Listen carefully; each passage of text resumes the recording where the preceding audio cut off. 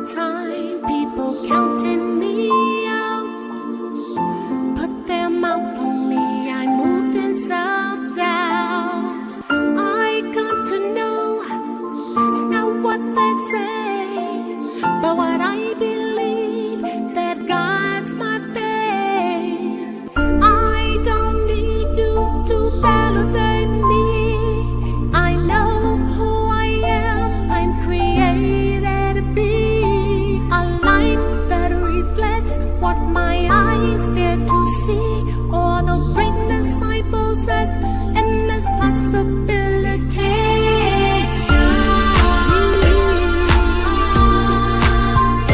Look in the mirror, what do I see?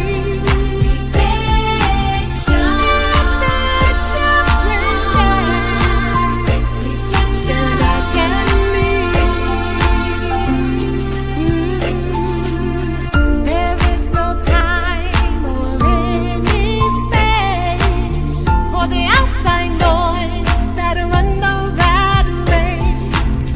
Poisonous lips spewing self-hate, detentions and killings, they all resemble my face. Rise up in love, take your rightful place. You're a royal priesthood and you were born this way.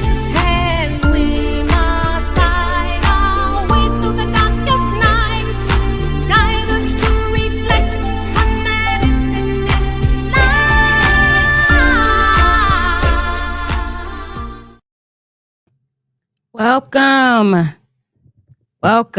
Welcome to another segment of Seek Elevation. This is the Seek Elevation experience with yours truly, Attorney Lakeisha. Yes, I am an attorney, but I may not be yours.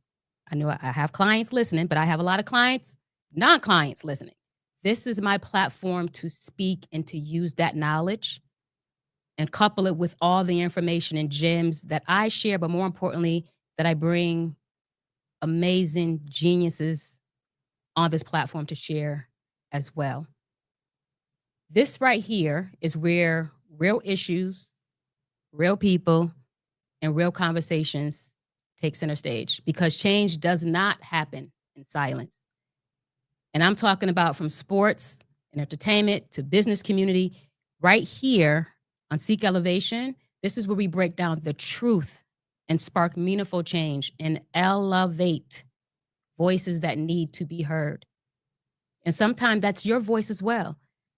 As a listener for the lives, you can comment, you can ask questions, you can share your opinions. We have to get out what's in us. We have to get it out. And we have to respect what everyone is sharing and saying, and all of us learn and grow from it. Because in this space, we don't just talk, we empower, inspire, and we definitely challenge the status quo. So as a listener, as a viewer, whether it's live or replay, it doesn't matter if you're an athlete, an entertainer, a business leader, or someone striving for a better life. These conversations, I definitely will make sure they're for all of you. I want you to tap in, drop comments again. Like I said, share, and let's make impact together, especially in these times, in this climate. It's time for us to elevate in it, not to shrink, not to walk in fear, but to use it to dig deeper, to see what we're made of. And that's one of the reasons why I did lives this season 3. For Seek Elevation, this is season 3. I started out where I was just sharing short 15-minute segments. And then I went on to do pre-recorded interviews, amazing interviews. I'm going to repurpose and play some of those as well. But when I seen where we kind of shifted at here in these times, I decided, I want to go live. Every Tuesday at 7 p.m., I want to go live because I want to give the viewers, the listeners, an opportunity to chime in. And I want you to see that it's real time. It's not It's not rehearsed. We didn't pre-record. We're going to talk real time, and we don't know where the flow can go. I just trust in the flow to use my voice and prayerfully bring individuals on that just allows their voice to be used. Because if I have anything to do with it, I'm going to make sure that we are we're elevating. We're not being stuck at all. So today's topic is breaking free, how to take control of your path and build a future on your terms. My objective is by the end of this live stream, you'll have some things to just think about to start building a future that you control, whatever that may look like. We don't know what may be deposited. We don't know what may be a aha. We don't know what may be a confirmation. So again, chime in. It does not matter if you are an employee, an athlete, a business owner, creative. I identify individuals actually that touches either one or all of those areas. All of it builds who we are. Before I bring my guest on, I always do a little bit of research to kind of insert it into our topic.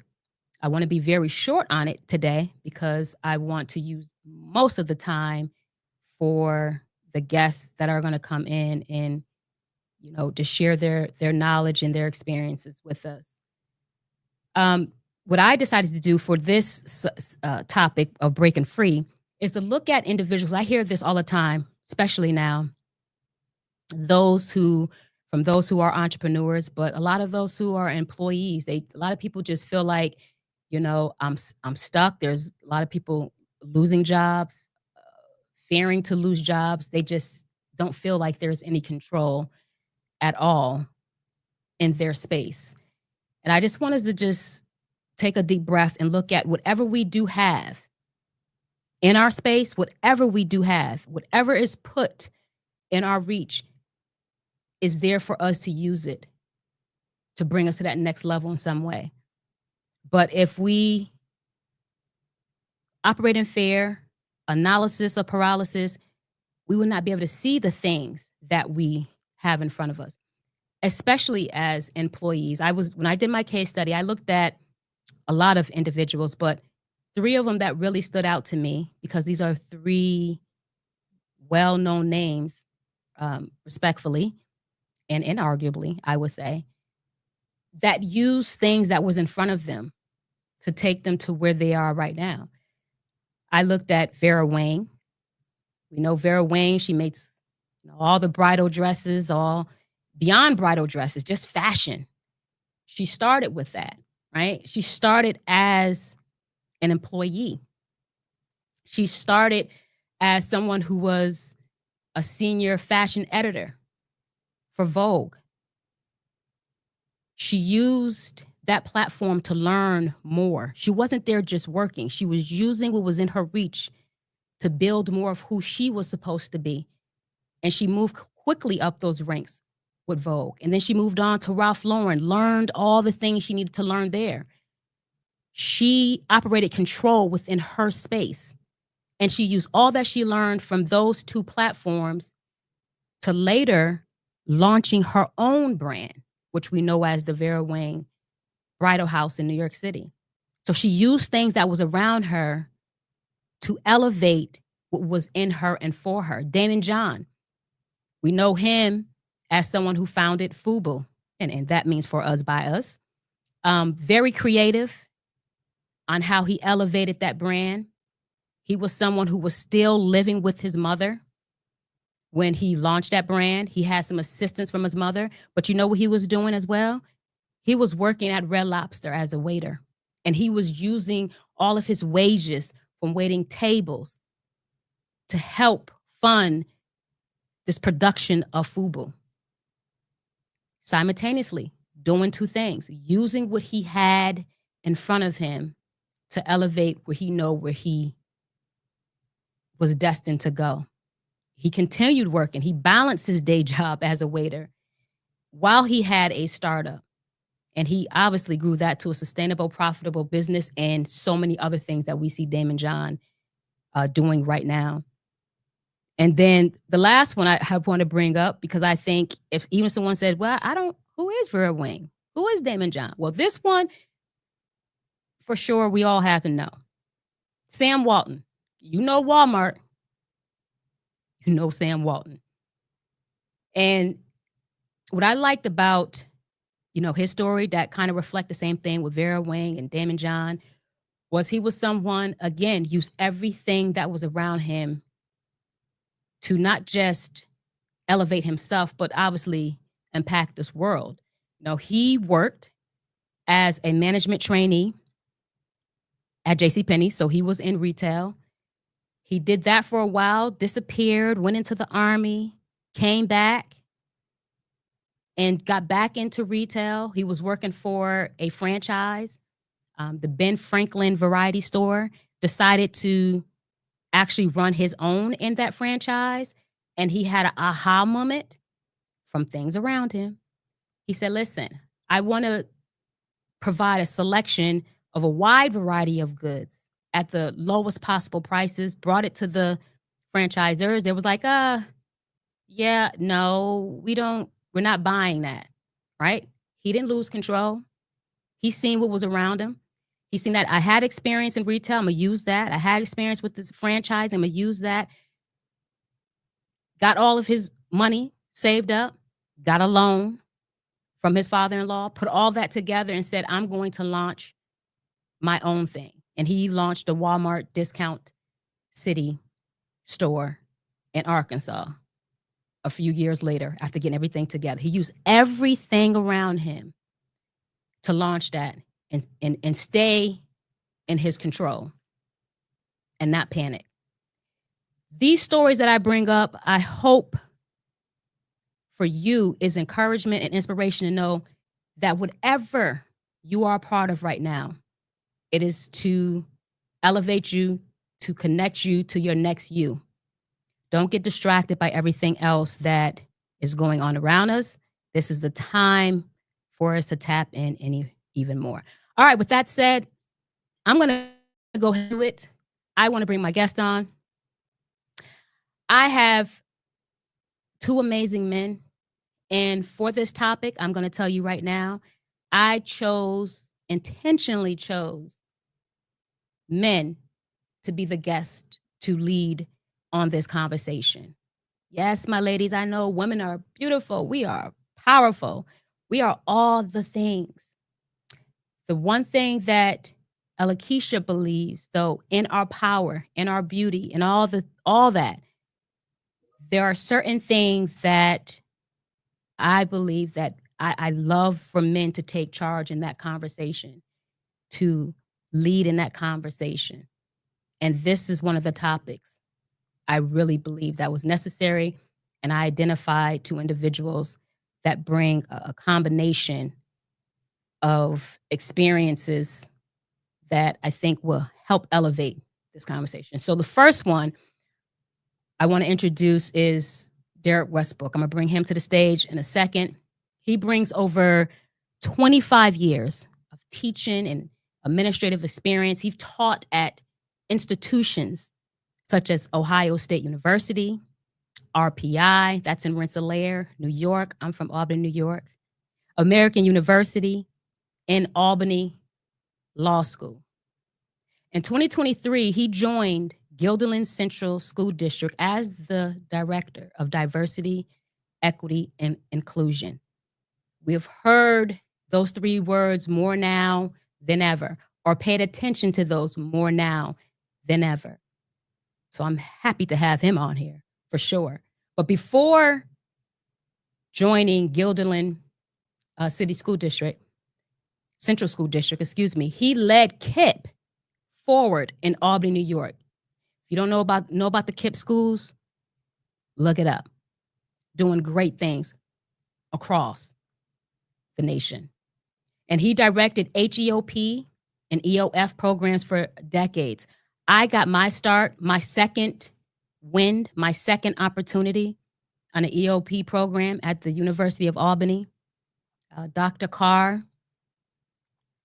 looked at this young lady who was a single mom and said, you did great. academically, you don't have the money, but you have the drive, we're going to give you the opportunity. So programs like that are so amazing. And this is actually where I met Derek Westbrook. And there, not just that program, but as my professor as well there. But he has consulted for K through 12 systems across multiple states and worked in alternative education settings. This includes museums, prisons, workforce development, and adult education. And please, in addition to all this, let's talk about his creative side. He is a former National Creative Writing Contest winner and a 5-time Division III All-American in track and field. You see how sports and life, it all goes together. We are athletes in life. Almost all the geniuses I touch on did sports in some capacity. He remains passionate about music, martial arts, reading, and film. But while he remains passionate about that, he remains deeply committed to creating inclusive environments and employing a culturally sustaining, strength-based approach to individual, organizational, and community development. So you see, this is amazing. Utilize the time that you have with Mr. Derek Westbrook. I'm going to bring him to the stage now. How you doing? Hello, how are you? I'm good. I'm good. All It's right. good to see you. Yes, same here. All right. So now I'm going to introduce our second guest, another amazing, amazing man. We have Dr. Richard A. Cross, who is an impactor. I am is two powerful words in our vocabulary. And I know he can stand in front of the mirror and say, I am an impactor. He is the founder and president of the Black Male Impact. As an author, an expert in mentorship development, an emotional intelligence and educational consultant and thought leader, he is unlocking the genius in Black male students. I want to talk a little bit about his Black Male Impact Project. Dr. Cross' Black Male Impact Project is to help change the narrative through positive and insightful conversations with Black men who value education, self-respect, entrepreneurship, and who are service-oriented. This is where that synergy go. Like I said, powerful, insightful conversations. We must think about it. We must speak about it. The goal is to provide for the Black Male Impact. The goal is to provide a positive perspective to the next generation, especially for our young Black males. And this is what really pulled at my heartstrings, because we have to keep thinking about each generation. That's what we're here for. Not just cross them off, throw them away, and said it's all over. Let's do our part to provide positive perspective to the next generation. One of the primary focuses of the platform, of Dr. Cross's platform, is to use it so that young Black youth can see Black men as they should and not limit themselves and what is possible to achieve. Please check out the Black Male Impact on YouTube and connect if you're not connected. Be a part of the initiative. Watch and join in on those conversations as well. Let us not just talk about it, let's be about it. We can do things, and it doesn't always take money. It could take your time. It could take your talent if you don't have the treasure. All right, I'm about to bring Dr. Richard A. Cross on stage. How are you? Well, I'm doing great, and thanks for the opportunity to be here with you, Miss O'Kelly and Dr. Westbrook. It's a pleasure meeting you as well. But man, I'm looking forward to this conversation, and I really appreciate the introduction. So, I'm getting ready to dive into this conversation today. Again, thanks for having me. Absolutely. I thank you both for being here. Thank you for using your voice and using your time. You'll see me look this direction. You'll see me look this direction. You'll see me look this direction. We are live on different platforms. Instagram, we're live on. We're live on YouTube. We're live on LinkedIn. So you'll see me look in different ways, but I hear you. Even if you see me this way, I am paying attention. I am not losing anything that's being said. I'm monitoring what's going on just in case there are any questions from our listeners as well. So I just want to let you know, just in case you see me not looking straight on all the time, I'm looking down or to the left. All right. So breaking free. That's what we're going to talk about here today. Breaking free, how to take control of your path and build a future on your terms. That can mean so much to different people. And I love that you both have such diverse experiences to bring, elevation to this conversation with that. What I want to start with, there's going to be some questions I'm going to ask that's going to just fall into 3 different areas. But then we also may have some comments. Oh, I've missed this one. I see some comments coming in right now. Okay. All right. That was just applauding. We may have some comments or some questions for you all. So we're going to go with the flow wherever it takes us. Okay. But I want to start out with, when we're talking about just breaking free, especially now, it feels like there's so many strongholds on us, and even strongholds that I don't think a lot of us even recognize we've had. It always takes something to happen to kind of expose some wounds, some situations, some deep rooted things that need to be worked on. COVID was one, we seen something, but just now, with everything going on, we see that there's some strongholds mentally, emotionally, spiritually.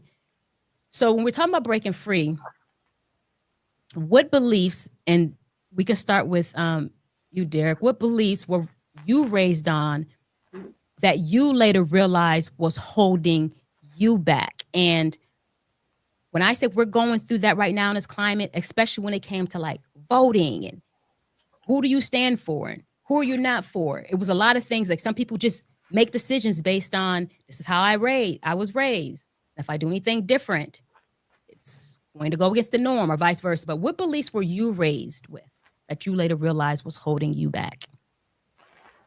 I think one of the main things is when I was growing up, when we looked at the media and when we looked in school, we did not see ourselves reflected back to us, right? So a lot of the beliefs I had is that we didn't belong in spaces of leadership. We didn't belong in in places where we can see ourselves shining and growing and leading and guiding, So it took a lot to break out of that shell. In my home, in my household, we were encouraged to do all types of things. In my church, we were encouraged to step up and do all types of things. But when we came into the mainstream of society, the roles sometimes were diminished. And so I think that trying to break out of having that imposter syndrome and being able to move in spaces and feel like you belong and that you have something to bring to the table was something that held me back, and I had to learn to break out of and let myself be myself in all spaces. So the belief that was holding you back wasn't necessarily something that you was raised on in the house. It was society, it was television, was those things that was raising you that instilled these limiting beliefs that you later had to break free from. Is that what you're saying? Definitely. When you look at TV and especially back growing up in the 70s and early 80s and what was on TV and what images we had to give us a sense of self, they were few and far between. We actually ran to the TV when we saw black people on it.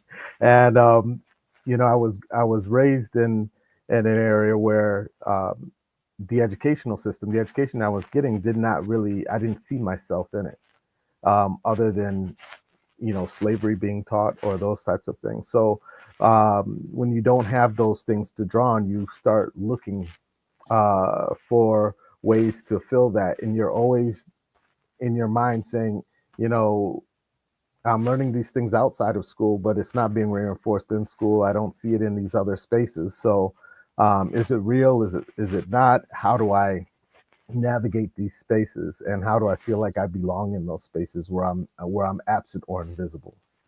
That is interesting that you say that. Is it real or is it not? Because it's taught differently in different spaces. Dr. Cross, what about you? What belief were you raised on that you later realized was holding you back? The belief that I was raised on was that, there are certain things that I couldn't do because, for me, I grew up in Jamaica, so I didn't grow up here. So for me, growing up in Jamaica, didn't see the possibility, to be honest with you, because we were kind of put into a box based on your social status.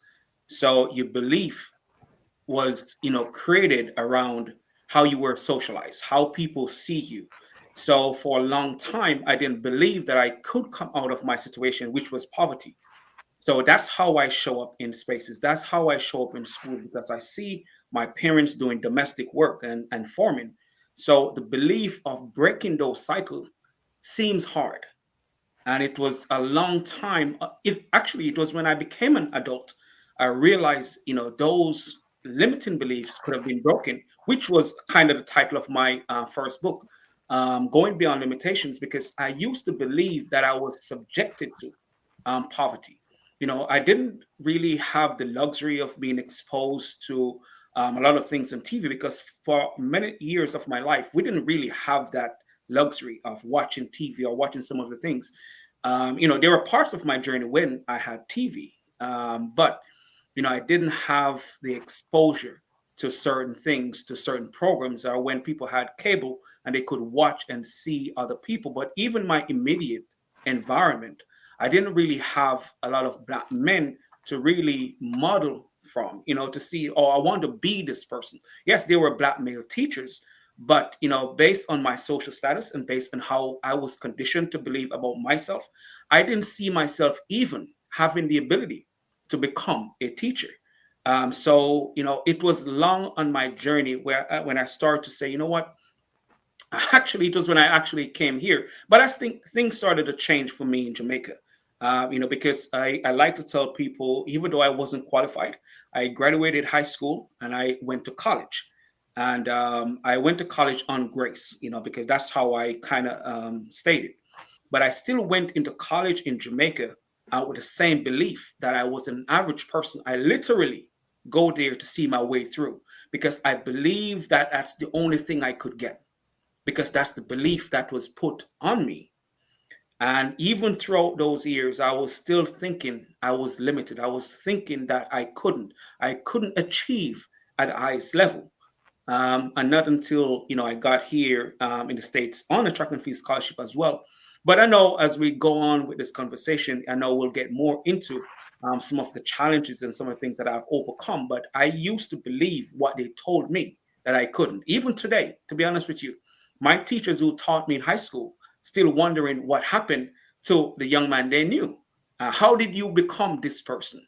Because none of this that I am today was even um, look possible, if I should say. Well, what's amazing about both of your answers, and this is why, whew, as an athlete, I had the blessing and privilege to travel the world. And I was able to even have roommates from different parts of the country. And a lot of that helped shaped not just my belief, but my eyes and my understanding. Because a lot of times we think in this box. Like Derek just said, I watch television and there was these narratives or lack of. That's where that limiting belief came from. You said it's not television. I actually seen it with my eyes out, the limiting belief. What I want people to hear is, because sometimes we think this is just the problem. It's just this way. Everything is propaganda this way. But different parts of country, different ways it's happening in different manners Correct. of us being limited. It's not just what you think is happening in the US, it's different forms and fashions in different ways. And we have to expand our mind on it's just there.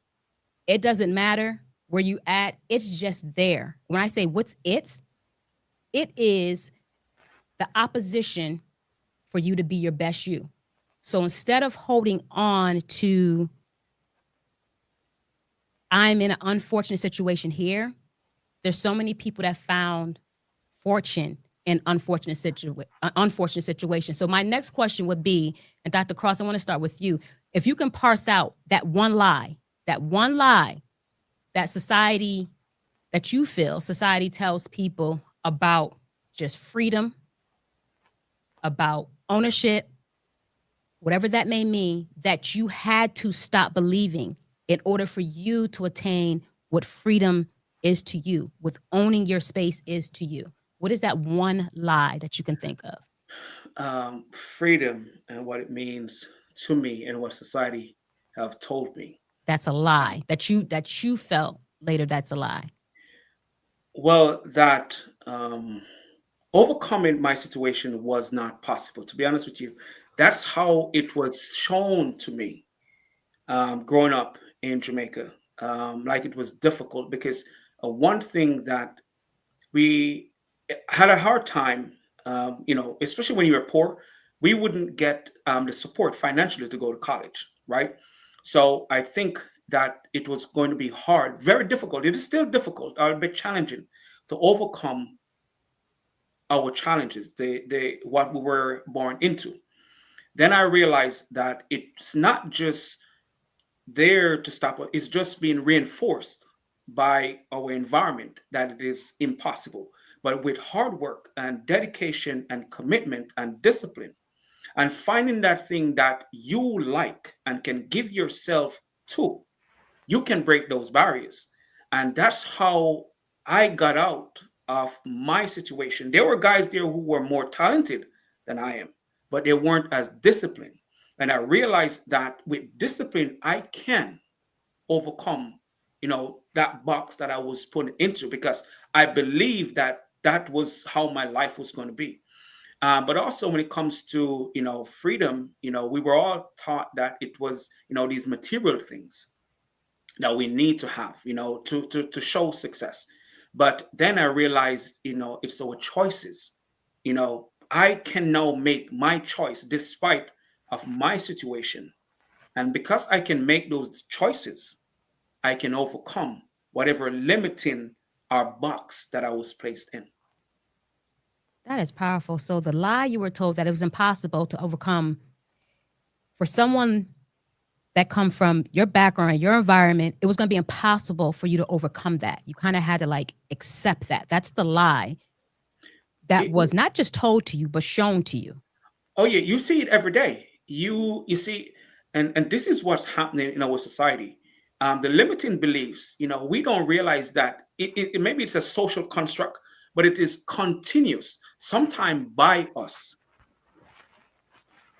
I don't want to say And sometime. I want to say majority of the time. I that's think right. the seed is dropped, but a lot of things we take and we nurture that seed, we grow it, we harvest it. Correct. Seed to just be dropped, but we nurture it. Derek, what's one lie society tells? What's one lie that you feel society tells people about freedom and ownership that you had to stop believing? I think I thought that freedom was the ability to do whatever you want, right? As soon as I got out of my parents' house, I'm gonna make my own choices. I'm gonna do my own thing. And to me, freedom was that ability. But I found that freedom comes with a sense of responsibility, and that freedom is empty if you don't have a sense of identity and purpose.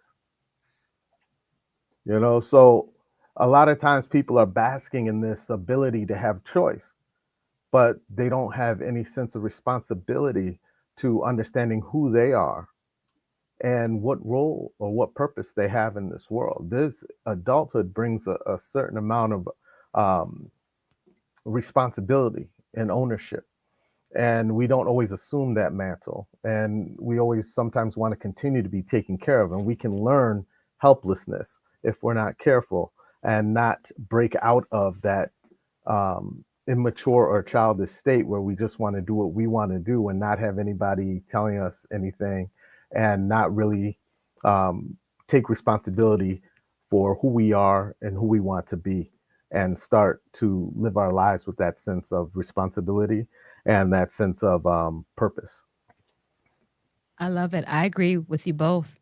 I have to say that's the one lie for me that society, I believe, tells people is like freedom is that thing to attain, whereas really freedom is that thing to be responsible with, to do things with. You're not just getting to whatever freedom is, which we label as freedom of choice, freedom to do whatever, whatever, or we say even financial freedom, right?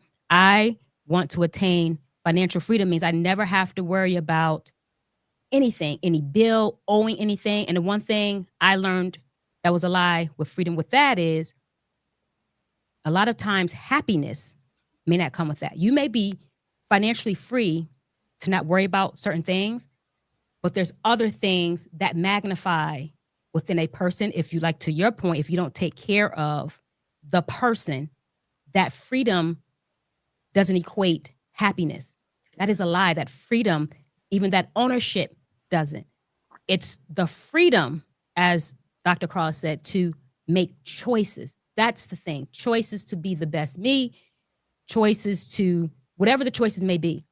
That's where that happiness, choice to recognize I am happiness. And then what you do with freedom, not attain it, but what you do with freedom can be absolutely amazing. I did a talk, TEDx,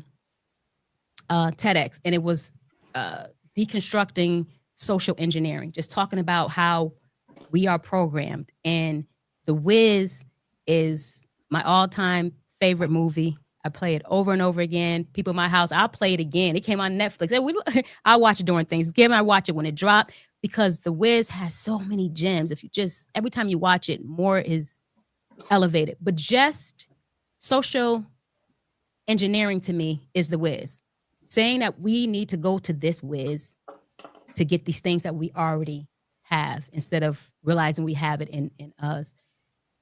So, Derek, what do you believe it really takes to like deprogram in our minds, to deprogram that mindset of just staying safe or possibly I need to stay small? You mentioned a word earlier about the imposter syndrome, I believe you had said. And that's kind of, you stay small because you don't know if I belong, I don't belong. That's a lot of people deal with that. But sometimes just breaking free, period, culturally, maybe I need to stay small. If we talk about religion, right? There's some religions that, to me, this is Alakisha's opinion, misinterpret, attaining the kingdom or whatever it may be. And it's like, it's evil to be big, to go big, whether it's financially or anything else. So a lot of people stay small, don't want to do too much. Let's stay safe. I'm going to vote the same way all the time. Like, what would it really take for us to deprogram the stay safe, stay small type mindset in order to break free? And that was for you, Derek. No problem. There's two things I probably want to say to that. And the first is that I was taught by one of my mentors that there's no I in the absolute sense of the word.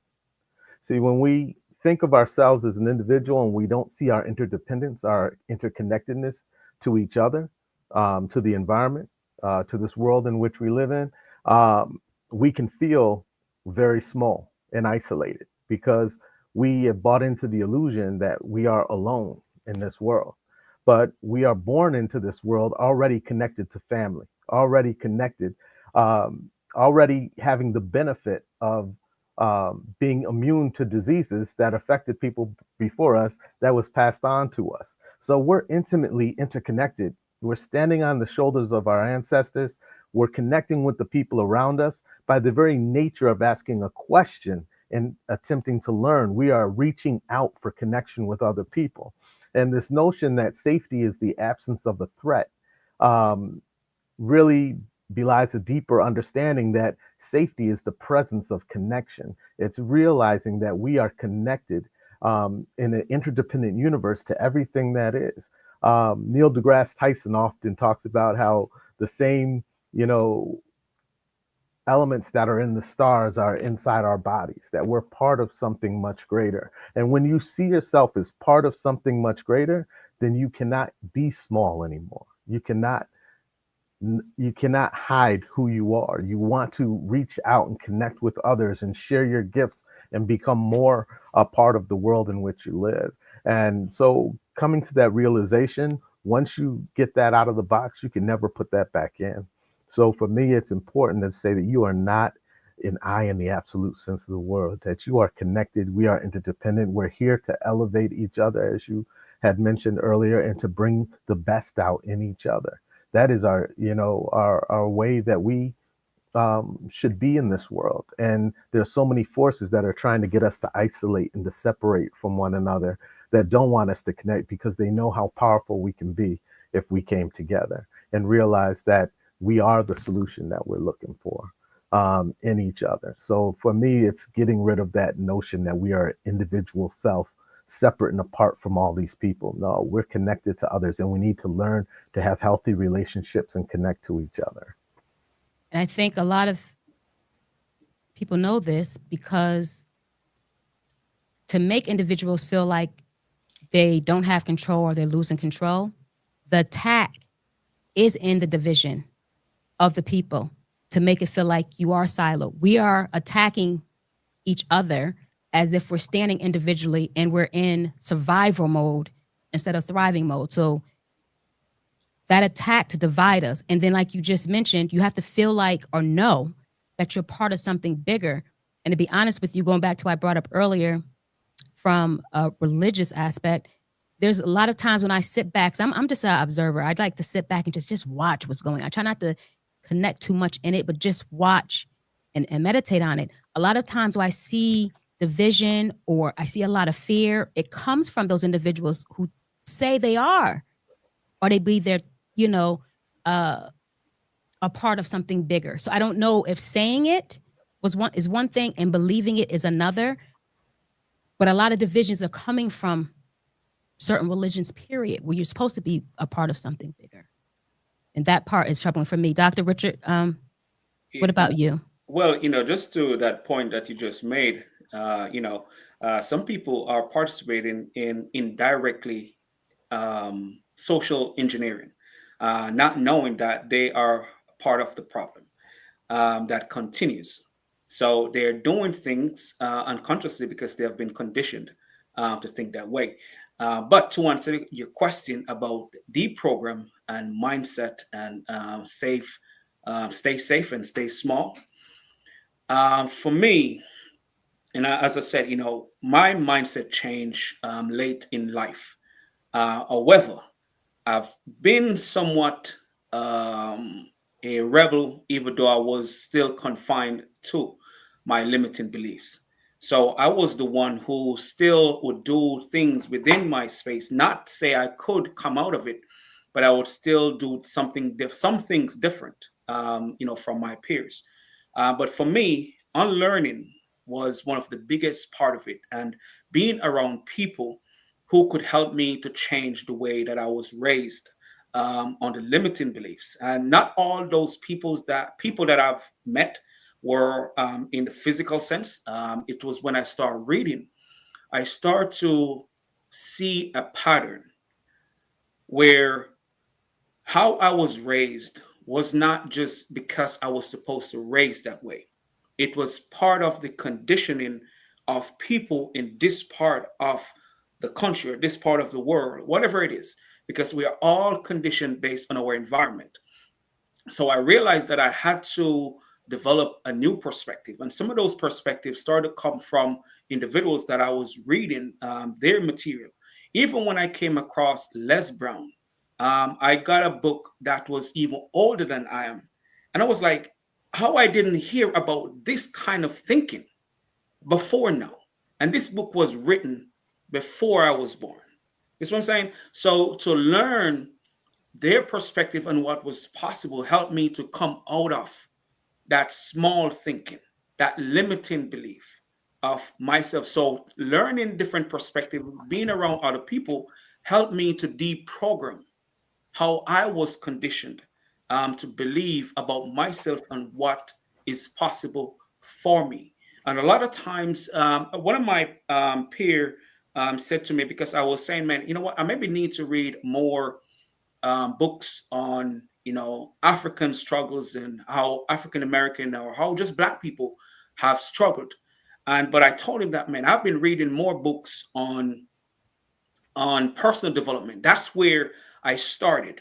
Not so much on our struggle, but how to break free, how to tap into what's within. And he said to me, man, those are the books you may need to read first, because if you get so caught up in the struggle, you may stay there and be conditioned, just to be reacting to what's going on. So understanding myself and how I could tap into my potential helped me to overcome some of the challenge and realize that I don't have to, stay within the confinement of how society told me that I could be as a Black male, what's possible for me.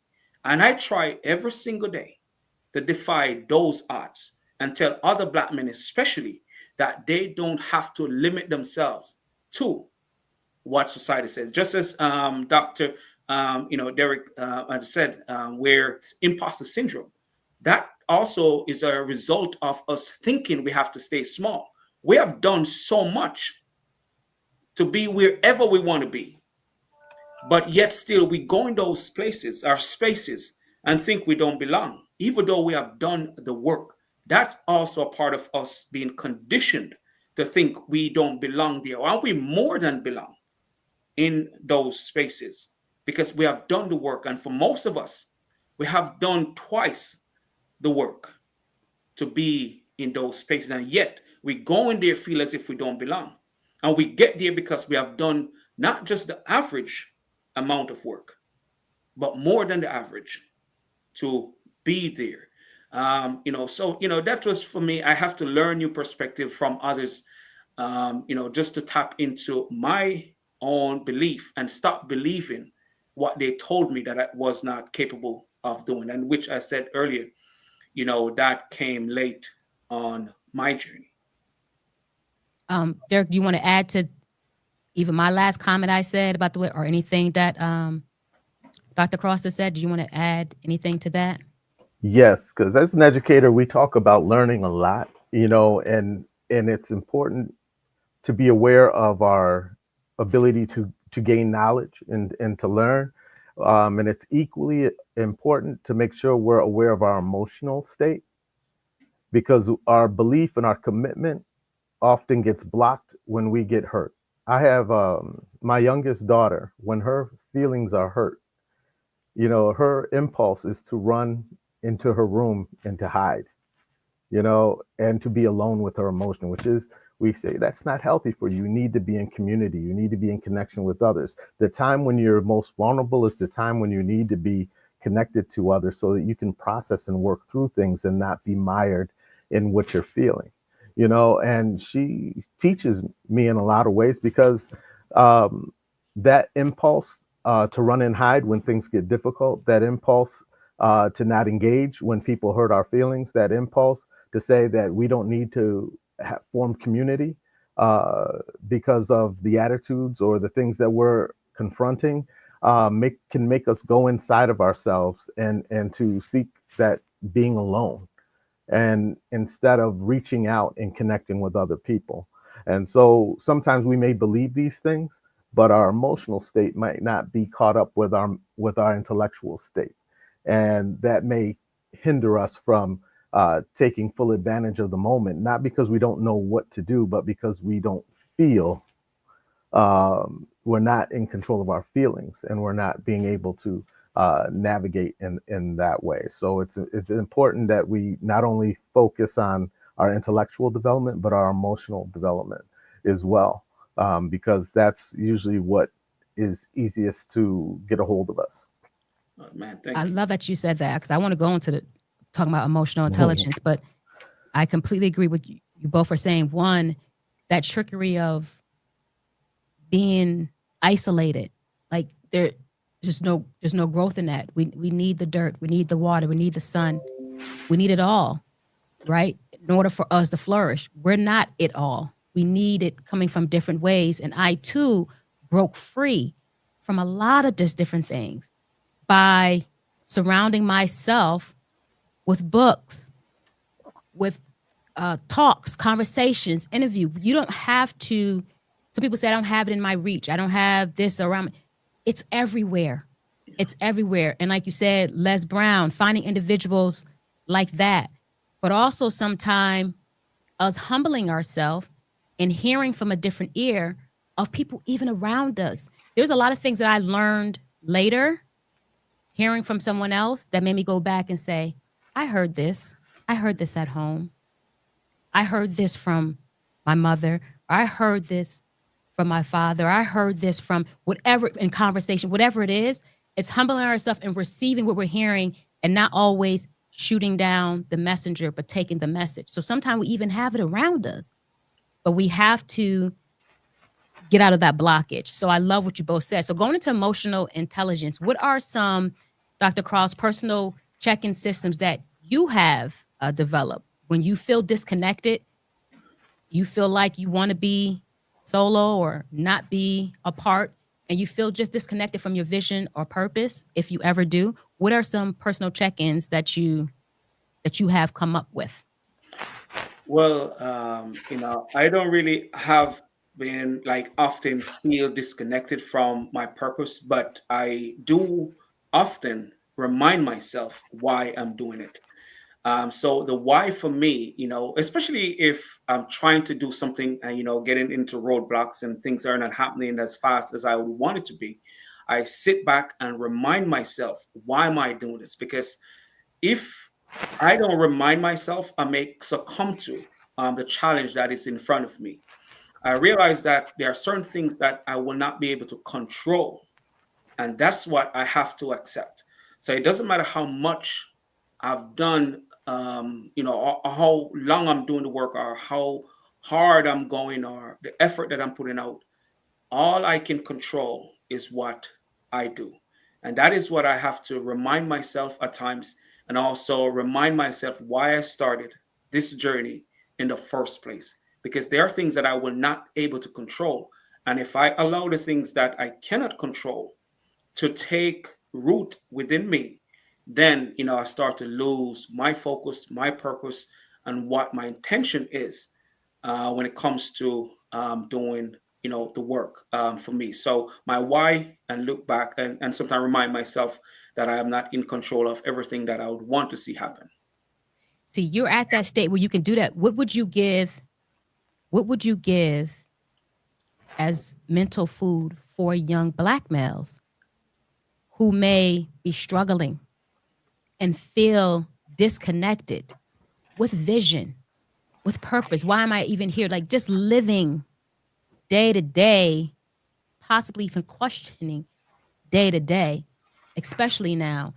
What is it that you can give them as mental food to even understand this thing of the why and the intention? Like what direction, what hope? Well, and that's a great question. Um, for those who may not, what I encourage, like especially when I go places to speak, and when I'm talking about going beyond limitations, I always tell, especially young people, if they don't have or know what their purpose is, I always remind them to identify what they're good at, because the thing you are good at can also lead to what your purpose is tied to. It may not be your purpose, but it can lead you to. So identify the things that you're good at, because once you're doing something that you're good at, it gives your life meaning. And with that meaning, it may take you to a door that puts you on a path to do something else more purposeful. But if you don't start with what you love, identify, we all have gifts. We all have talents. We can all start there. That's what started it for me. It was track. I was one of the best athletes in my community growing up. I realized that I wasn't doing well academically at that point. I didn't see myself really going to college, right? But track and field to me could open the door. I trained in the morning, I trained in the evening. I was the only one at times training. And that led me to a scholarship to go to GC Foster College. And from GC Foster College, I didn't stop. I didn't get what everybody else was giving out. I ended up becoming a police officer, right? But I still continue doing track. Track was the thing for me. That was where I saw my strength, my purpose, and it led to getting a scholarship to come to the States. So I always encourage to start with the thing you're good at, because that thing will give you meaning, and it can lead to, a door that may even change your life more than you could even imagine. And that's what happened for me. Growing up in poverty, there's a lot of things that I didn't know would be possible. But track and field, my first love of things that I can do, I give that everything I got, and it led me to here. Derek, so what's your personal check-in system when you feel disconnected from your vision or purpose? And then, like I just asked a follow-up question from that after you answer your personal thing, what is some advice that you can give individuals who do feel disconnected? Not just sometimes, they just feel disconnected. They don't even know what vision means. They don't even know what purpose means. So the two. So start with your personal check-in and then your general advice. Definitely. I always say that it's all part of the process, right? Um, when we were on the track, when we ran track and we're athletes or we played a game, I said, well, you can lose, but don't let them beat you. It's okay to lose. Those are learning experiences. I think a lot of times we think we have to be undefeated through the whole thing, that we think progress is this linear and progressive stage that we move. And if I lose, or if I fall back, or if I feel lost or lose my direction, that somehow I need to feel guilty because I'm not making progress. When I teach history, I always say history is filled of regress and progress. You have to be able to find balance in it all. And it's okay to lose because it helps us to appreciate winning. A person who never lost anything doesn't have any real appreciation for what they have or what they earned. So when you do finally make it, those tears of joy that you express are part and parcel of the struggles that you went through to get there, that you're remembering all those times you lost, all those lessons learned, all those things were for a purpose to get you to this point. And I think one of the issues that we have the most difficulty with is grief. A lot of us don't know how to process grief. When we have a significant loss in our lives, we're going to be filled with sadness, that separation, that sense of confusion, that dysphoria that comes with losing someone or something that was important to us can be crippling. We can go through all of these stages of bargaining and woulda, shoulda, couldas, and all of these different things, and questioning our own existence. But what all of that is doing is bringing you back to yourself. The separation, that sense of alienation that you feel, it's that darkness that is calling you towards the light. You're not going to be able to perceive the light until things are a little bit dark around you, that you can now come back to your purpose with a greater sense of renewed purpose, with renewed joy, because grief doesn't just bring sadness, it brings a desire or a motivation to reattach and to grow to another level, so that we can replace that which we lost. So to me, it's saying it's all one of my mentors used to always say, it's all good, don't worry about it when I complain, because it's all teaching you something. You're learning, you're going to come back to this better. So it's all part of the process. Let the process work its way out. That grief, that loss, that emptiness, that separation is leading you back to yourself. Embrace it and work through it. Don't run or hide from it, but admit it, connect with it, and learn from it, and talk to others about it, so that you can move to that next process. That is, your breakthrough is waiting. But a lot of times we don't go there because we let that loss sort of fill us with guilt and shame, so that we can't come out of it on the other side. but there is another side. It's all good. No, I love that. I love that. Outlast whatever process you're in. It's all phases. There was something I was listening to before that says, "Don't skip the steps. Like take each step in the staircase, because on each step there's something for you to get. If you go from step 1 and try to jump a step forward, you miss what there was to get between 2 to 3. And that's life in general. Every process that we're going through is bringing us closer to ourselves. I love that, because we don't know what story, how it's going to connect. So the goal is, if I'm hearing you correctly, Derek, is to just outlast that thing, that process, and not to just outlast it, but embrace whatever it is and learn from whatever it is that you're supposed to learn from during that phase of that process. Is that the advice that you're saying for anyone externally?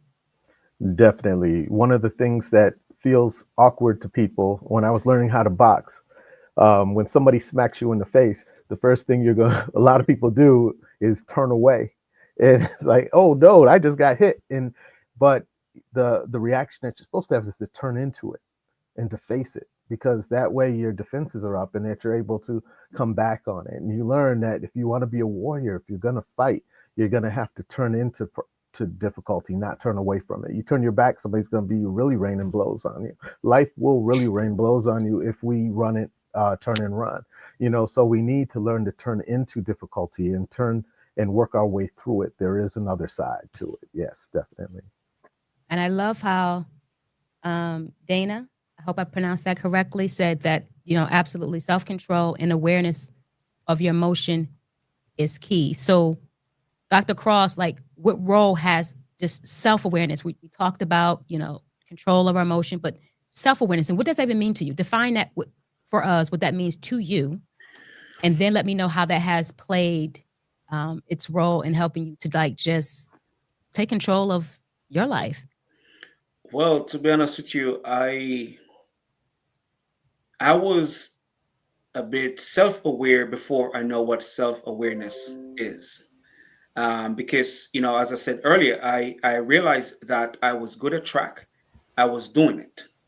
So when I learned that what I'm good at, that's what I'm supposed to do, I dive into it. And when I become aware of more of my ability that are beneficial to me, or abilities that are beneficial to me and that can benefit others, I do more of it. So that awareness, helped me to unearth up, get the things that's in me out. Because the more I tap into my ability, the more I nurture what I found out about myself, the better I become at it. The same thing with writing. People would think today that I'm always a writer. This writing thing came late on my journey. I hated writing. Well, to me, because I didn't believe that I could. So, but once I started when I was at college, that I could put the words together, more so from a poetry standpoint. And, once I started to do it, and the more I do it, and I start to get the feedback from those who are listening or reading it, I say, you know what, maybe I need to nurture this. So once I understand my ability, I put more effort into it. But self-awareness for me really changed how I show up in the world. I start to show up as myself and my ability unapologetically about it once I become aware of what I'm supposed to do. So, whatever ability I have no problem now sharing it with the world. And, once we can do that, most of the limitations that have been placed on us, we'll break those limitations, because now I'm not showing up based on what other people may think. I'm showing up based on who I realize I am, and share that with the world without thinking of whatever the world want to say, they can say it. I'm going to show up in my ability, my strength, and give as much as possible to the world. I love that. I love that. That goes back, like you said, imposter syndrome. I think imposter means, something that's someone that's not, they don't belong here. You're an imposter. You don't belong. Yeah. For me, because I had that question before and I really didn't connect with it, understand it personally, because I've always worked on self-awareness of who I am, trying to learn more of who I am. And in learning that and that being revealed, wherever I showed up and however I showed up, it was not an imposter. So I couldn't feel or connect with an imposter syndrome. I think, and this is just me, people who feel that way possibly are doubting who they are at that time showing up. Because when you know who you are at that time showing up, there isn't an imposter. So for me, that was self-awareness. And that's how, you know, I use self-awareness to just move in this world. Derek, what about you? Um, I always say I have to recognize three things in any moment about myself. I am like all people, I am like some people, and I am like no one. All those things are true in the same moment.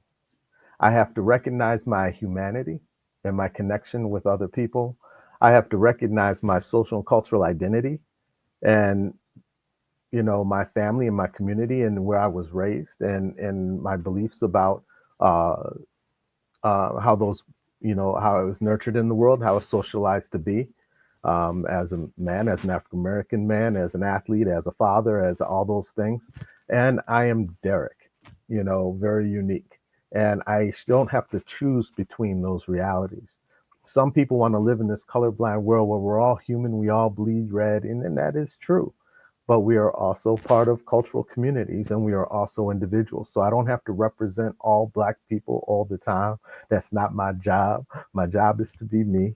But I also recognize I'm part of that group as well. So it's finding that balance and knowing that I am these three things at once and I don't have to choose between them. I don't have to put down one to be another. I am inherently human. I am inherently part of cultural communities and have a social identity. Um, that is born of my community connections. And I am also Derek, a very my individual self. And I can show up as that in any space. And recognizing and embracing that was important to me because sometimes people I think feel they have to choose. Am I Black? Am I a man? Or am I this? Or am I that?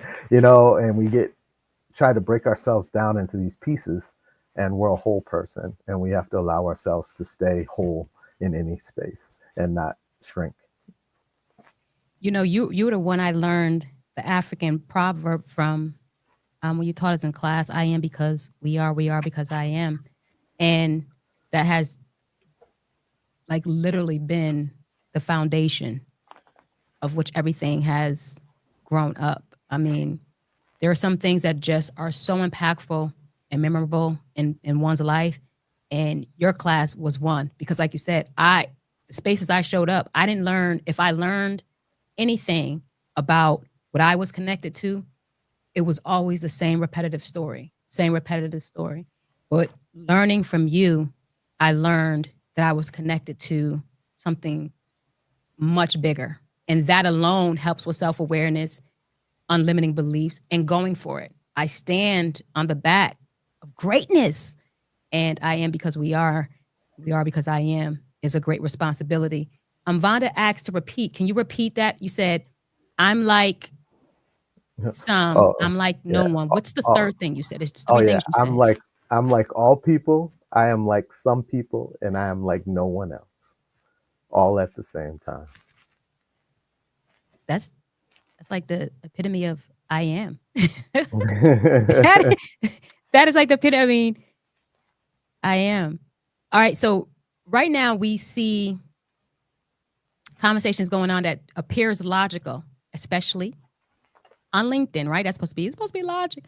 But I'm talking anywhere with your family, workplace, industries, platforms. Everyone has logic. But how do you distinguish between fear dressed in logic and this in truth and real intuition? How do you distinguish that if you're having conversations with individuals or if you're conversing? How do you distinguish the two and how do you deal with it when you identify it? Dr. Cross. Huh. That's a great question. Logic and fear. Logic and intuition Yeah, so between. distinguish between that truth, that intuition, that thing that's there, and fear that's opposed to fear that's dressed in logic. Like a lot of people, we're breaking it down, but that's really fear. It's skies and logic, but it's really fear.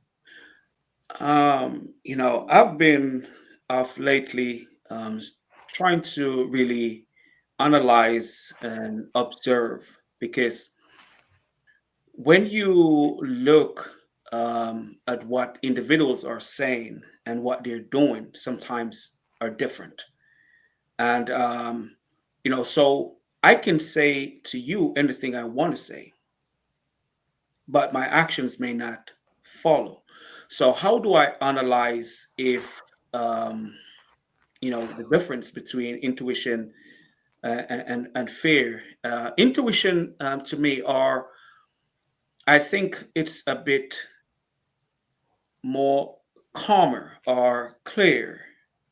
When someone, I think, have a better understanding of the situation, they tend to be a little bit clearer with what they want. And fear, to me, they may be anxious about what's happening currently.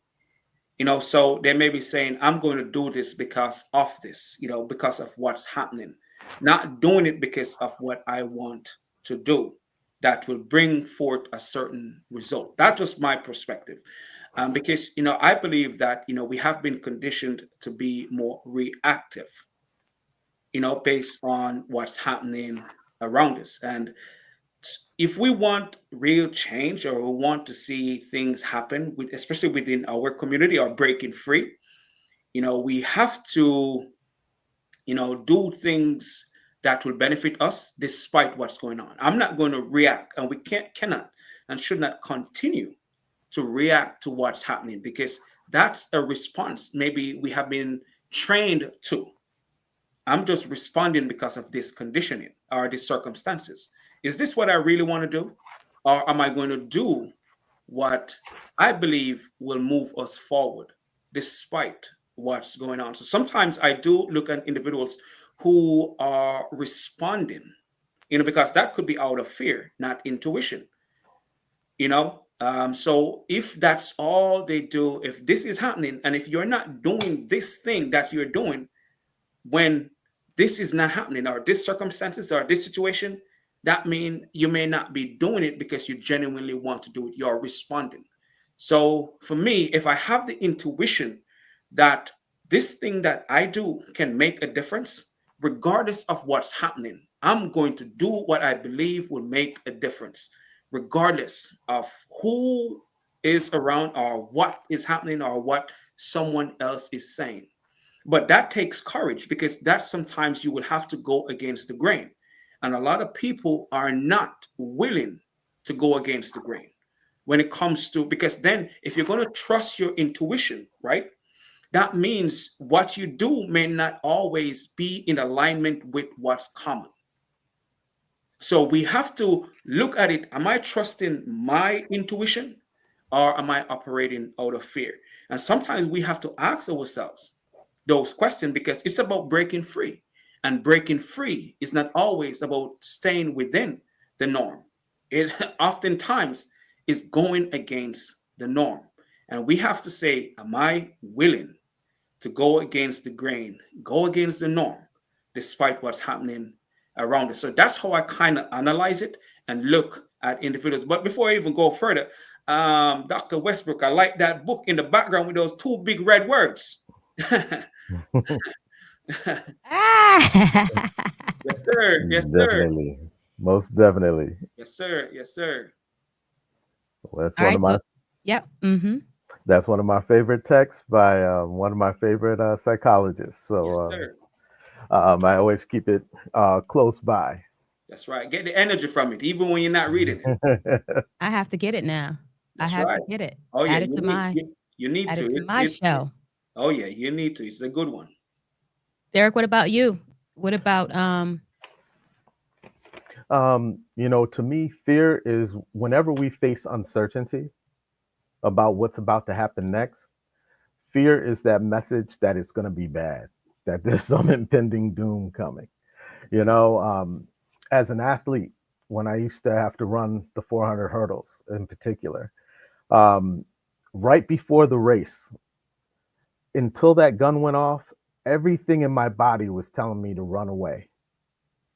All the doubts and fears and insecurity would flood my mind in this nonstop way that I would just hear, you're not gonna do well. All the negative things that could possibly come up about that race were flooding my mind. And so fear is like that. It's these things that want you to run and hide and not go outside of your comfort zone and not grow and learn. And it's all these things that are trying to pull you back, you know. But when that gun went off, all that stuff left immediately because that was the time to commit. Fear will keep you from committing or make you half step or quit. You know, what we want to do through our intuition, one of my mentors said, intuition is knowledge without words. You know, it requires a little bit of faith to rely on the things that we know to be true and to step out and commit to those things without question. You know, because when we do that, all of a sudden we're off to the races. And when that gun went off, I would focus in on my race and nothing else mattered except what I was supposed to execute.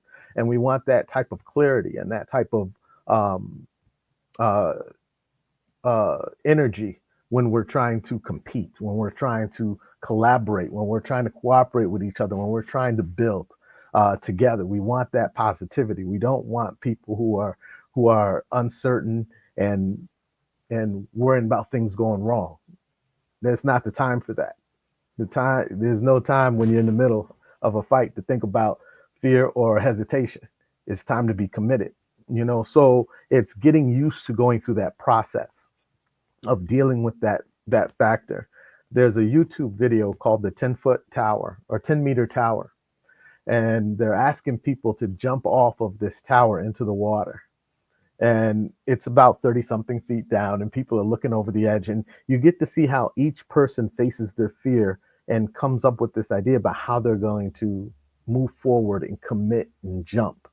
And I think we all go through that process of trying to figure out how we're going to move forward, commit, and jump, you know, and that's where intuition has to take over, and that belief that we are going to be committed and move forward, and that fear can take a backseat. But fear will always tell you to run away. It will always tell you to hide. It will always make excuses. It will always tell you to quit. And that energy can be debilitating and paralyzing. You mentioned the paralysis of analysis. It'll get us caught up in woulda, shoulda, couldas, and never about what is and what we should be doing and living in the now. So yeah, that to me is where I make the distinction and how we have to wrestle with fear. Courage is doing it despite your fear, and we need that starter's pistol to go off in our head to make us switch and flip that switch and move into that committed zone where we're just relying on our intuition and letting things play out. You both gave some amazing gems on this. This part, I hope people get. I'm gonna put that on replay, because, like Vonda said, you know, so it goes back to facing your fear head on. Don't shrink away. But what you all just gave, it's first about identifying that it is fear, and you gave a way to identify it from some of those fruits. And I would like to add, you know, anger, you know, defensiveness. If all of that is in whatever we're spewing out as this being illogical, it's disguise. It's fear disguised in logic for those things. So I love that you gave those gems. Again, I'm gonna put that on replay so we can step back and say, am I operating in fear-based or intuition-based right now? And is it matching what I'm saying, what I'm doing? Am I reacting or responding? I completely love that. Speaking of fear, which keeps a lot of us in strongholds and can't break free, is being bound right? To these cultural expectations. How do you balance honoring your roots while not letting these cultural expectations like box you in your decision making, but not feel like you're, I don't know, cutting your roots or going against it or whatever it is. I want to start with you, Derek, being that you're somebody who's history, African American studies, and all that. Speaking of cultural expectations, how do you balance honoring your roots while not letting that keep you in your decision making process? Well, I think first we have to view culture as something that's living and not something that's dead. A lot of times culture is a process that's a living process. And a lot of times we view it as something frozen or this box that we have to do it this particular way, or that we have to romanticize some way in the past that it was done and have to drag that forward. And that if we don't do it that way, we're not doing it according to our culture. But culture is a living, breathing thing. And one of my mentors used to say that our education, which is our way of our culture reproducing itself, is meant to reproduce and refine the best of who we are. So, in acting in and around our culture, we're taking the best of what we have and saying, hey, this is good. We're going to reproduce this. You know what? I think we can fix this up and revise it for today's time. And this is a process that we're constantly part of, is taking the best of who we are, reproducing, refining it, and passing it on to the next generation. So we don't get caught up in the box. Um, Sometimes we can freeze people. I used to get upset with some of my professors who would say like, "Oh, I like the post Mecca Malcolm," or "I like this person."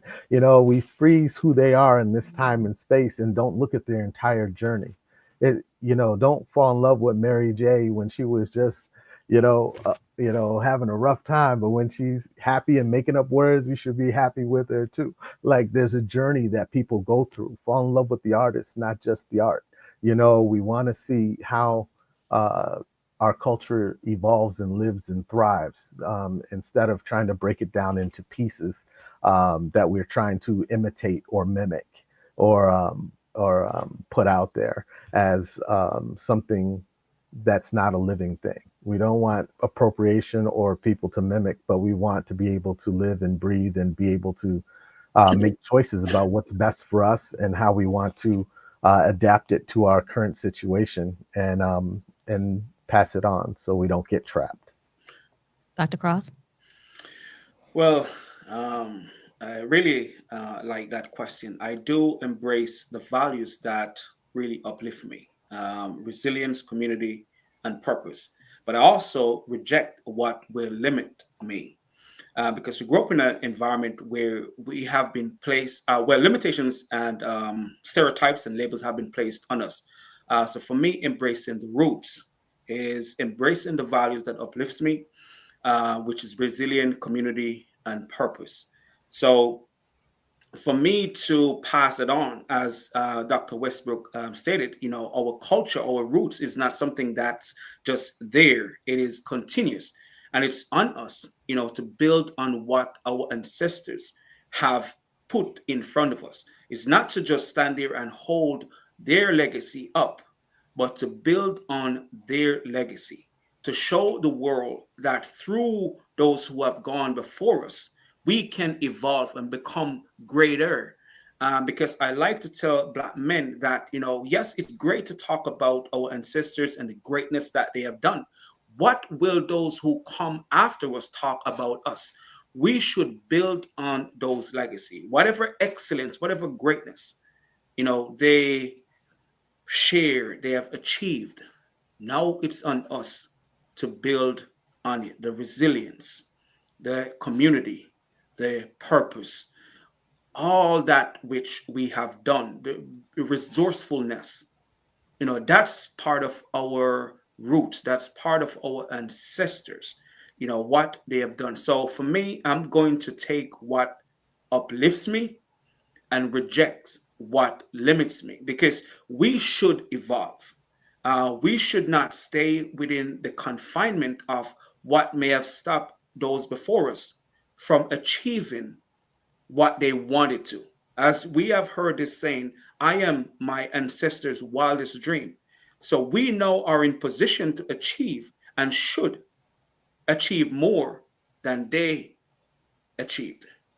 So that's how I look at it. I honor it by becoming the best me possible and hold myself accountable to that, and those who are close to me, because it's on us. And there's a quote that really resonates with me, and I share this quote almost every time that I'm in conversation with individuals, that the conscious must help the unconscious to become conscious. We are responsible to take what was given to us and help others to realize that it is possible, and even more is possible to accomplish. I I love that because, like you said, one of our sayings that you hear so many people say, "I'm my ancestors' wildest dream," but what had came out after that, and I would like to know what you would say to this, Dr. Cross. You're seeing a lot of the younger ones. There's another T-shirt that came out.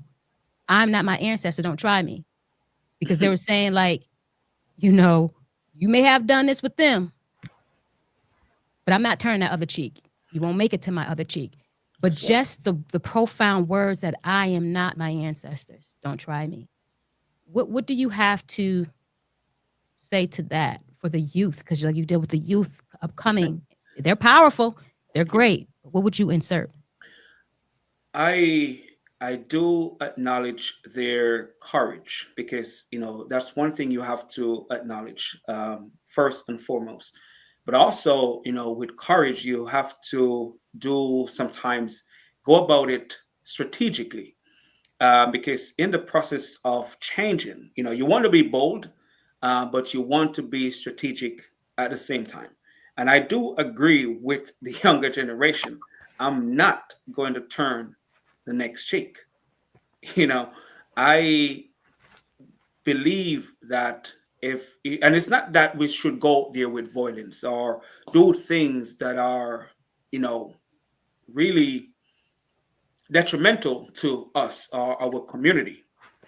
But I believe that go about it courageously and knowing that this is a community effort. It's not that, and this is one thing that I should say. If we are about not turning the other cheek, we should also be about community. We should also about lifting each other, as we go forward. Because it's one thing to say, you know what, I'm not going to turn the next cheek, but I'm not supporting the next person who is trying to move the needle forward. Because that in itself is not really in alignment. So if I'm not turning the next cheek to be subjected to the labels or the abuse, right? I'm going to support, which we should encourage the younger generation. Let's get in our mind that for us to move forward, we have to do it from a more collective standpoint, not just over here and over here. And just because, I believe that I have the courage, what about those individuals over there? And I think and that's where the problem is within our community, because we are creative, we're resourceful, we are talented, and we have to make sure the next generation don't continue with the same approach to make change. It's going to be on us as a collective, to make a difference. And it's not about dividing ourselves like black and white over here, but to see how we can be of value to our community, because that's one thing that I believe is really important. Us being of value, and when we demonstrate that, society will have to look at us from a different perspective, because I still believe they look at us on the social conditioning of how we have been perceived. So we have to encourage the next generation, the younger generation, to show that we can work together going forward, and then society will have a different perspective, when it comes to us and what we want to see happen, because numbers really matters when it comes to the thing that's going to really, really help us. And Derek, I want you to add to that. And while you add to that, I want you to expound on, I love that frozen part you talked about. It seems like every generation, every era, everything we're moving from a frozen perspective, not taking the best part, but just keep reflecting and talk about the same individuals and mimicking it, redistributing that, making samples of it, if you will, like they say in the music industry. But being frozen has affected us on all spectrums, whether it's life, entertainment industry, sports industry, our employment, entrepreneurs. We're mimicking this mindset from this frozen perspective of culture, even when we have the results in front of us that says you have to do better. So go ahead and pick up where Dr. Cross said was at, and then add to that frozen part. And how do we kind of like dismantle that reflects every area of our life? Definitely. I like the text, The Miseducation of the Negro by Carter G. Woodson, because he basically said when you control a man's thinking, you don't have to worry about his actions. You don't have to tell him where to stand or where to go. He will find his proper place and he will stay in it. You don't need to send him to the back door. He will go without being told. In fact, if there is no back door, he will cut one for his special benefit. His education makes it necessary. And the reason I say that is because a lot of times we have a very, we've been miseducated in romanticizing that frozen past, and people have distilled parts of it without taking the whole or the journey. Because to make the assumption that our ancestors somehow didn't turn the other cheek and were passive is to be in denial of history. Because I would point, students back to a 4-volume work called Negro Slave Revolts. 4 volumes of information and history that show Black people just didn't go quietly into that good night, but resisted openly their enslavement. I would point to the Reconstruction and say where right after 4 million people were enslaved and came out of that process, there were over 300 HBCUs opened within a 10-year span. There are less than 100 today, with people who have more education, more degrees, more money than the people did in the past. I'd also point to places like the Montgomery bus boycott, because a lot of times we just had recently some people protesting because of DEI and say, don't shop here and don't do this. And coordinating for one day has been a difficult undertaking. But you look at the Montgomery bus boycott, there's 27 organizations coming together to not use something that everybody needed, a bus system to get to work. And they had already organized and came together and were meeting regularly because they didn't plan to do it for a whole year. They only planned to do it for a day or 2 or a week. And they ended up meeting and coming together and being able to extend that boycott for over a year until they met with success. And so there's something to be learned from a more accurate study of our history that will give us a better picture of the shoulders that we're standing on, rather than some of the things that people cherry pick to disempower us or to make us think that we have been passive or should not be moving forward. And so for me, yes, we have to focus on what heals us, not just how we cope. When we're looking back into history, there's some things we did to cope that were not really productive, and some things that we did to heal that were. And we need to be able to distinguish between those things and cut out the maladaptive things, or as Dr. Cross said, the things that would limit us, and embrace the things that would increase our reach and to move us forward. And I think there's a lot of lessons in the past that we can pull from that would really be beneficial to us today. And some things, quite frankly, that we need to leave in the past and that are not useful for us to bring forward, and that we're still exhibiting today. And be able to say, okay, let's do that. And I love the fact that, like I said, we're filled with progress and regress in our history, but ultimately we want to take a look at that and be able to turn it into something that can heal us and move us forward. I love that. Before we close out, I'm gonna give each of you a chance to whatever it is in you to spill out. But before I do that, DEI, we talk about that. Is there a little bit perspective you can give people listening? Because that has caused this uproar too. And there's this, I don't know if it's logic or based in fear of explaining it's not your fight because, you know, it benefited XYZ, or it is your fight, or whatever the case is. But how do we break free from jumping on these bandwagons without even truly understanding what something is? And can you give us a little background of what is that for us in the workplace, DEI? Diversity and equity and inclusion, and now you can add justice, belonging, and all of the acronyms that people will place on it, is all a rebrand of the essential question: is how to be inclusive in this society. The reality is that this society was designed for white males, rich white males, and everybody else had to be amended in. And we're still struggling with how to manage how to amend people into this society. And we're reaching another crossroads where we're debating whether or not who should be included in this American project, whether we should be what we aspire to be, we should live up to the aspirations of this country, or we should go to the lowest common denominator and deal with the contradictions, or not deal with the contradictions that were inherent at the very beginning of this country. And we're still rebranding and wrestling with the same conversation, which is now encapsulated in DEI. But the Negro question was talked about as soon as we came out of enslavement, and has been bandied about ever since.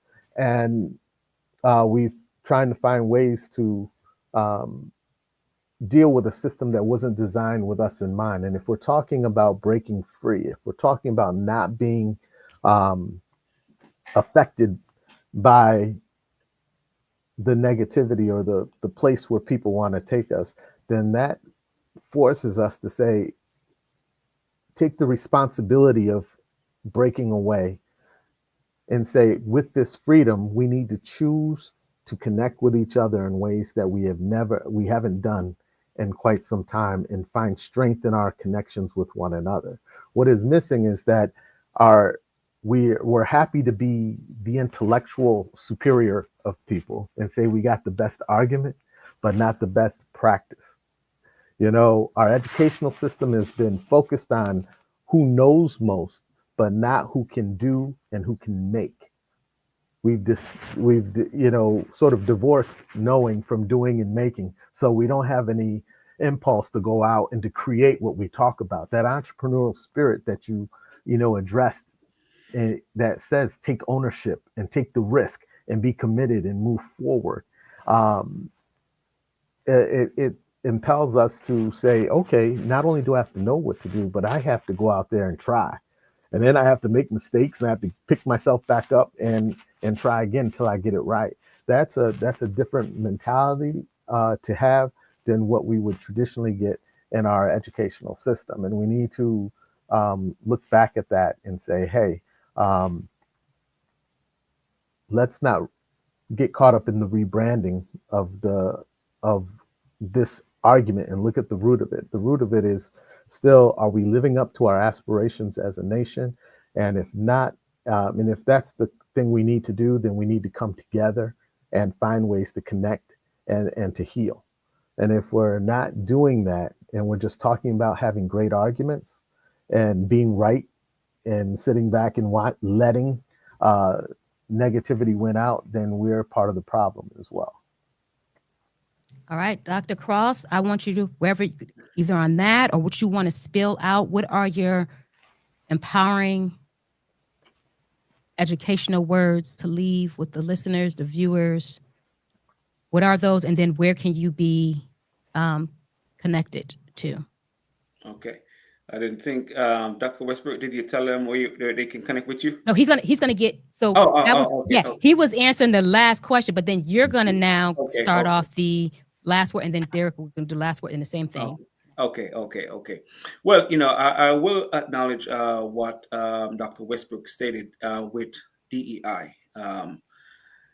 when we hear all the statistics, we didn't benefit greatly from DEI. But for me, it's not a topic that I do pay attention to or even look into, to be honest with you, because I believe for us as Black people, if we want progress, we have to work towards it. We should not sit back and wait for anyone to do for us what we can do for ourselves. And once we take that responsibility, our voice will be taken more seriously. I'm not waiting on you to give me this.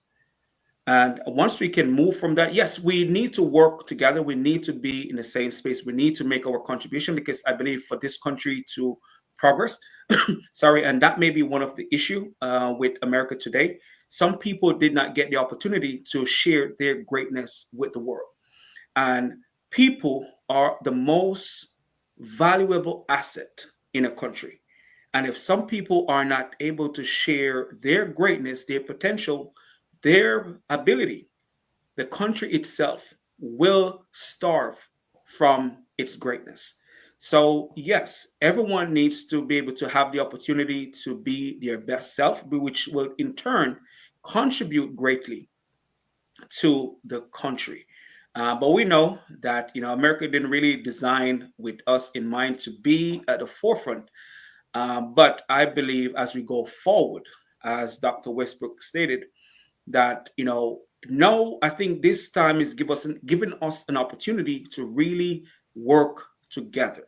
We must take advantage of this time in history to really come together to see how we can work as a collective to create something better for the next generation. They should not have to wait for anyone to give them a handout or a leg up. We are going to create that for the next generation. We don't have a big window to really create for the next generation. So we have to get at it right now. Start working together like our life depends on it. So the next generation will not have to, go through some of the same challenges and have to wait and keep waiting. And by waiting, sometimes you may not. You may wait out your time. You may die and still don't get what you think you deserve if we don't create it. But that is not an individual job. It's a collective job. And I think now we should really, work together. So that's my take on what we should do as we go forward. But the individuals here and who are listening can connect with me on LinkedIn, also on Facebook and Instagram, and they can find me on YouTube as well under the Black Male Impact. Every other platform is my name, Dr. Richard A. Cross. Final words, Derek, and then where they can connect with you. Yes, I'm definitely a student of history. And if we want to look at how to come together, one of the things I used to stress in my class is the Black Women's Club movement. Aside from the UNIA of Marcus Garvey in the 1920s, if you want to see sustained grassroots organizing and how to do it well and with excellence, you need look no further than the history and legacy of Black women in the 20th century, and see what just happened in these past two elections. Even though Kamala Harris lost, the infrastructure that was behind her was largely organized by Black women who did a tremendous job in pulling together something in a historically short period of time to be able to try and move us in the right direction. So if we look at the leadership that is out there, I think we have to learn more than any time else to complement one another, to be able to recognize and see each other for who we are as Black men and Black women, and in our various expressions of ourselves in our community. We need to really learn to draw upon the strengths of each other and see the value, worth, and appreciation of one another. There is strength to be seen on either side. I am a man who is married to a beautiful wife who is very strong woman, who is my complement, who takes care of me as I take care of her. And we've learned over time to share that dance of taking care of each other when we need it most, and to see that we need to bridge that understanding more so within our community, so that we're not being divided and pitted against one another and involved in a lot of this craziness today that really doesn't reproduce and refine the best of who we are. I can be reached via Gmail most of the time, westbrook.derek@gmail. I am on LinkedIn and on Facebook as well. I'm always open to having a good discussion and to talking about how we can solve the problems and heal as we move forward. You mentioned at the beginning, I'm someone who believes in relying on our cultural strengths and seeing that we are interconnected and interdependent people who need each other and who need to learn how to express love and appreciate one another to the fullest degree and support each other and mirror that in the way we live our lives, not just in our rhetoric that we bring to the table. So if we can live that with each other and move forward, we're going to need it more than ever. Unfortunately, the storm is already upon us, but we need to use whatever opportunities we have in front of us to hold to each other and build something together, because we are the solutions that we're looking for. I agree with that. I agree. So the objective, like I told you all, there is something, and it's more than something. There's a lot of things for you to walk away with and just meditate on it. Some things I'm pretty sure you've heard before, but as they both had said, it's time for us to not just talk about it, not just rhetoric, but actually it's action. The one thing I really, really loved, and I never thought about it that way, for our youth, for our young ones out there who say, I'm not my ancestors, I'm not going to turn a cheek. You are your ancestors, and no, you don't have to turn the other cheek. But to the point that was made, do not put your ancestors in this box with this narrative that was taught to you about who they are. It's more of a story. Get that information that Derek shared. Rewind the video if you need. Read about it, because there was power in the things that they did. There was power. A lot of times when you've seen people set on fire or hanging or doing this, it's because they didn't run. It's because they stood for something. They walked in the face of terror. They knew what was going to meet them on the other side, but they also knew what was going to meet us on this side. So please don't misconstrue who and what your ancestors were.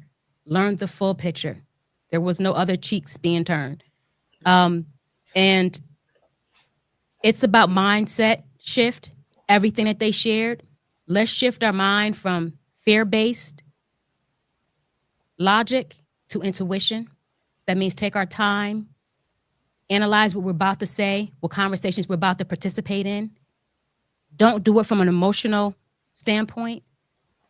If you're emotional, you're angry, all these other things, step back and then join if you need to once you regroup. But we are our solution, as Dr. Cross said. We are our solution. We have been amended. Someone that learned law, one thing I learned in first year law school, learn the Constitution. We were written into these things, these laws that was automatically given to other people.